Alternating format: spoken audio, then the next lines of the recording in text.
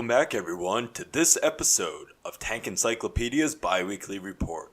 We would like to extend a reminder that the Tank Encyclopedia magazine is available for purchase for $5 on Lulu and features excellent articles in addition to the ones we publish on our website. As always, patrons who donate more than $5 a month will receive this magazine for free. Now, on to our archive finds. This week, we are presenting a little snippet on the Centurion. During the 1950s, a series of development projects were being undertaken by the British, and the gun performance of the Centurion was being used as a datum by which to judge the future performance of a new tank gun. New guns were all to exceed this 120mm 60° at 1,000 yards standard. The image snipped from a British development document for a BAT, or Battalion Anti-Tank Gun Replacement Project, of 1955, the details of which will be published in December of 2019 by Ed Francis and Andrew Hills in the book Cold War British Tank and AFV Projects. For our book review, we'll be covering the book Tank Men, The Human Story of Tanks at War by Robert Kershaw, with this assessment written by Lawrence Robinson. I saw a lot of 4 and 5 stars praising how much the book is a marvel, an excellent read, and how the author has put a lot of effort into it, and how true it is. And I feel that maybe I missed something.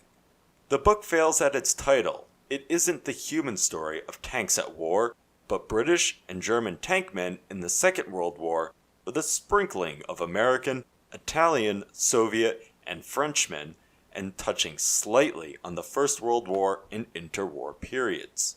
He also uses a whole lot of memoirs and post-war sources, and while these are obviously good in some respects, they can be flawed by the human's ability to miscall details, as well as change through politics, ideas, narrow focus, and a whole host of other factors. A good example is when an American tanker talks about how a German Panther was using a flamethrower, but no Panther was ever equipped with such a weapon. Kershaw unfortunately gets stuck in a whole lot of popular cultural references in regards to tanks of the Second World War, though these have been thoroughly debunked numerous times. His talk of Germans being surprised by T-28s in Spain is just outright falsehood, or how the Condor Legion had 20mm anti-tank guns, which they didn't, only 3.7cm packs. His constant repeats of how Allied tanks were poor and training was poor is often exaggerated or even debunked by the text in his book from the passages he uses from interviews, diaries, and memoirs. His constant praise of the superior Wehrmacht is of much concern, especially as this has been challenged and successfully beaten in the academic world and is purely a product of post-war rehabilitation propaganda. The fact that he seems to use Belton Cooper's opinions of the Sherman as an undeniable source is painful. Kershaw's complaint that the Pershing was held back is false and arrived at the front at the earliest possible moment. Also, the Sherman was highly advanced in many areas over anything the Germans had, and the Soviets loved it so much they constantly asked for it, and even deployed it in their guard units. The first Soviet tanks to enter Berlin were Shermans. His way of dismissing or overlooking the flaws, disasters, and poor performance of the German military, but highlighting and berating that of the Allies, is a tactic of a biased historian attempting to influence the reader to see a point of view that isn't in line with the facts. He basically ignores all the strengths of the defensive side and how the terrain of Normandy heavily favored the Germans, and essentially attempts to put the heavy casualties down to poor Allied command and training, which is nothing but made-up rubbish. Kershaw's book does hold some merits. The diary and letter entries are a great look into how the soldiers felt, even though they are picked to maximize the effect the author wants. Some of his points about the lack of readiness of the Allies and the uncoordinated nature of their war plans have merit, but definitely not to the degree he puts across. Overall, the book is a medium one. Nothing great, but not wholly bad. It's a shame Kershaw has garnered a reputation for an easy-to-read popular historian, and yet he fails to take this responsibility seriously and uses it to push a very one-sided point of view across without presenting the evidence in the correct manner. If you read this book, please make sure you take your time and effort at cross-referencing the material and not taking anything at face value. This time around on the gaming front, we'll be taking a look at a whole host of news which came out of the War Thunder dev teams in the past week so, along with some information gleaned from the developer Q&A. First up, the big news, the reshuffling of the German tech tree, removing some vehicles of the dubious authenticity along with a vehicle which has always been a favorite amongst the player base. Billed by the devs as changes in optimization in the German tree, update 1.91 will see the removal of the Flak Panzer 341, the Panther II, the Tiger II with the 10.5 centimeter gun, and the infamous mouse. While the removal of the first three has been attributed to the fact that they were, quote, never fully materialized in real life as a complete vehicle, prototype, or test vehicle. While this is true for War Thunder's implementation of the Panther II and Tiger II 10.5 cm, the Flak Panzer 341 did have a test vehicle produced, a fully functional Panther hull mated to a mock-up turret. The final vehicle-facing removal, however, is far more contentious, the mouse. Despite being a production vehicle, the mouse is to be removed from normal acquisition, with developers citing an impossibility of balancing it properly in the current gameplay situation. This has been faced with suspicion from many players who see it as the developers taking the easiest but least optimal solution to a problem of their own creation. As for what will replace these vehicles, the rank 5 spot in the heavy tank line is going to be taken up by the M48A2C, while the rank 6 M48A2G-A2 will be moved over to fill the gap left by the mouse.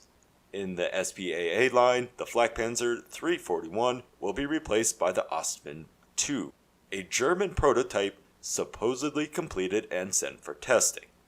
In other War Thunder news, new quality of life features will be introduced for all players. The ability to dislike up to 3 maps from your matchmaker rotation will be available to all, while premium account holders will be able to ban a map outright. A new vehicle will also be arriving in Update 1.91, the Soviet Object 685, a prototype amphibious light tank intended to replace the PT-76, which will be brought into the game at rank 6. A major system currently in development and due to arrive in-game in a limited form in updated 1.91 is the introduction of night vision devices and thermal sights. In the update, this system will initially be rolled out to just tanks and helicopters, while in the future, the feature will be granted to applicable aircraft as well. Finally, a quick rundown of answers from the developer Q&A. In addressing concerns over the removal of the mouse, the developers confirmed that it will be available to research on a limited but regular availability in the future. The developers plan to introduce more vehicles to the Italian line in order to fill in the gaps between Battle Rank 4.3 and 6.0. The developers do not see concerns from players regarding the BR compression at high tiers to be an issue, even regarding late World War II vehicles encountering post-World War II vehicles. The developers have declared their intention to introduce volumetric armor modeling to modules within the tank and improve the accuracy of shell penetration simulation. They have suggested that more armored vehicles and trucks are in development. While it is unclear what they mean by this statement, the player who asked the question suggested Humvees, buggies, UAZs, and, quote, Toyotas, thus were presumably referring to either ad hoc vehicle development such as technicals or upgunned versions of otherwise inadequately armed military vehicles. Now, onto our articles. First up, we have the SDKFZ 250 with the 5cm Pak-38 anti-tank gun. This vehicle was the result of a field modification, as the SDKFZ 250 was not originally designed to mount this weapon. By modifying the rear of this half-track, such as extending the fighting compartment, and by removing the wheels and rear legs of the 5cm Pak-38, it was then possible to mount the gun on two thick metal levers, which were then, in turn, bolted to a metal mount within the vehicle. This resulted in a narrow traverse, but it would have provided better mobility and protection to the gun crews. Not much more is known about this modification at the moment, as there is little documentation about it, and the lone survivor at the Belgrade Military Museum has been stripped of most of its internal components. Even documentation on whether this vehicle was modified by the German army or Yugoslav partisans is lacking, but judging by the resources and origin of the vehicle and gun, it is most likely German in modification. Still, despite a lack of official documentation, it shows just how soldiers can adapt and modify their equipment to overcome challenges in the field. This article was written by Marko Pantelic in partnership with the Belgrade Military Museum advisor Dr. Mirko Perkovic and was illustrated by Jaroslav Jarja with funds from our Patreon. For our next article, we have a Soviet prototype heavy tank, the SMK. This massive vehicle is another product of Soviet multi-turreted tank design, such as the T-28 and T-35. After changing the chassis of the T-28 to torsion bar suspension, the SMK was designed with the intention of mounting three turrets, two with a 45mm gun and the main turret with a 76.2mm gun. Eventually, the smaller rear turret was removed after the wooden mock-up was built, which would allow the frontal armor to be increased to 70mm. After entering production in 1939, it was quickly discovered that the SMK would be too heavy for effective combat use, and a single turret design would be explored, eventually leading to the KV series of tanks. In trials, the SMK suffered transmission failures, and while it outperformed the T-100, it was shown to be inferior to the lighter and smaller KV. However, the SMK still endured a trial by fire, for it was shipped to the Mannerheim line to fight the Finnish forces in the Winter War. On the first day of fighting, it failed to penetrate Finnish lines, and on the second day of fighting, it suffered a jammed gun and then was disabled by a disguised Finnish anti-tank mine. The crew was rescued by the T-100 tank, but recovery efforts mounted by T-28s failed, and the vehicle was abandoned until it was scrapped in February of 1940. The idea of a multi-turreted tank fell into disfavor, but the KV went on to have an effective career in the Soviet Army, while the T-100 survives to this day in Patriot Park. This article was written by Francis Pullum and was illustrated by David Bokale. Other articles published included the Jagdpanzer 38T in Yugoslav service, the Lancia 1ZM in China, the Trefastwagen, and the GMC improvised armored cars. That's all for this report. Make sure to follow our website. We'll be releasing new articles on the regular. You can follow us on Facebook, Twitter, Instagram, or Reddit. If you use Discord, there's a link to our community server in the description. And if you would like to help us to continue to develop and expand, consider donating on Patreon. All of the funds will be used to help us enhance and design new articles and features for you. I'm Nathaniel, and until next time, keep us in your sights.